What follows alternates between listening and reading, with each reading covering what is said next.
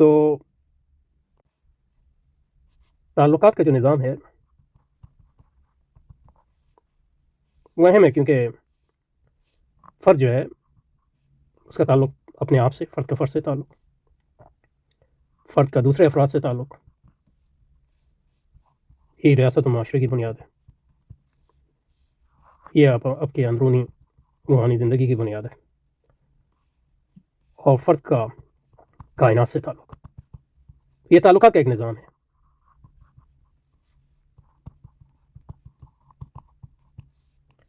تعلقات کے اس نظام کو جس بنیاد پر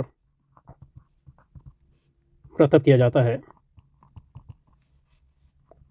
اس کو تصور حق کہتے ہیں، اور تصور حق جو ہے وہ کسی نظام کا مقصود ہوتا ہے، اس کو قائم کرنا۔ اور تعلقات کا جو نظام ہے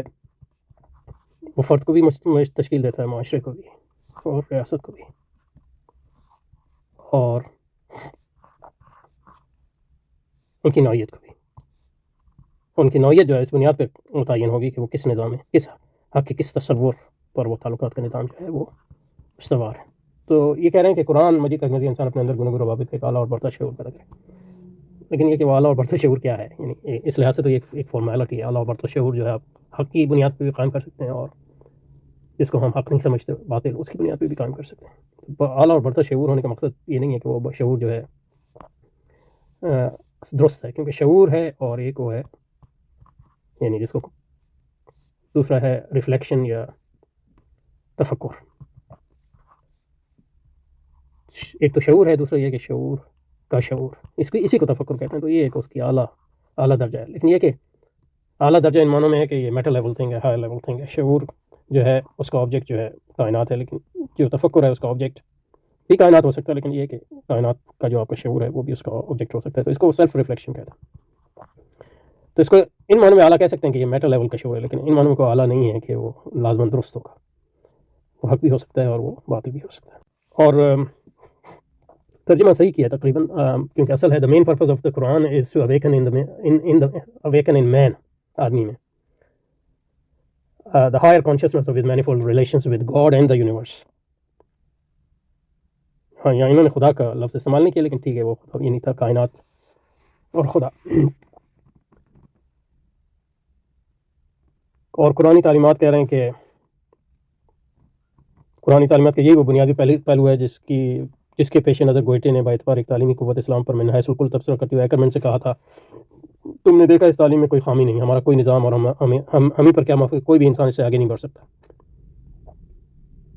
دراصل اسلام کا مسئلہ ان دو قوتوں کا پیدا کرتا ہے جو باہم دیگر متصادم بھی ہے اور متجاذب بھی ہے، اور جن کی نمائندگی گویا مذہب اور تمدن سے ہوتی ہے۔ یہاں پھر مذہب جو ہے وہ ایز اے ڈپارٹمنٹ، شعبہ بن جاتا ہے۔ اب یہ ہے کہ یہ گوئٹے کی طرف یہ منسوخ کیا انہوں نے، مجھے تو کبھی اس کا حوالہ گوئٹے میں نہیں ملا۔ اسلام کے بارے میں اس نے بہت سی باتیں کی ہیں،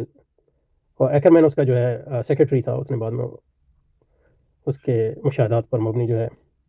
کتاب لکھی ہے ایکرمین نے، اس کا نام ہے، جو انگریزی میں اس کتاب کا نام ہے کنورسیشنز ود گوئٹے۔ گوئٹے سے اس کی جو گپ شپ ہے وہ یعنی جو گفتگو اس کی ہوئی، اس کی ایک یادداشت ہے، جرمن زبان میں اس کا ٹائٹل گسپراخے مت گوئٹے۔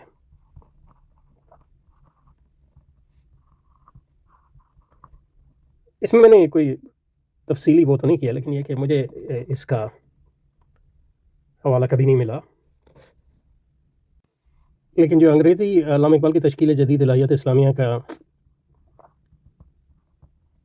ریکنسٹرکشن کا جو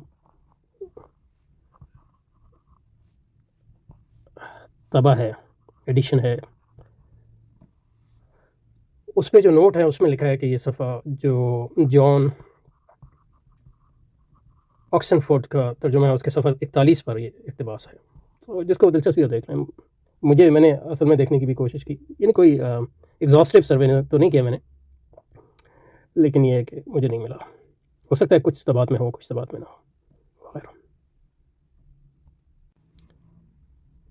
جس کے پیش نظر مجھے یہ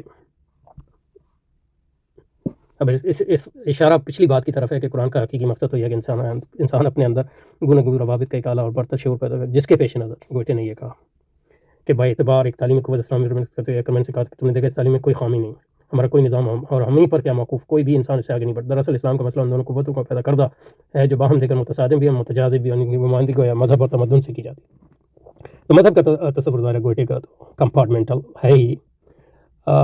انگریزی میں علامہ اقبال نے جو نقل کی ہے یہ الفاظ ہیں، you see this teaching never fails. With all our systems, we cannot go, and generally speaking, no man can go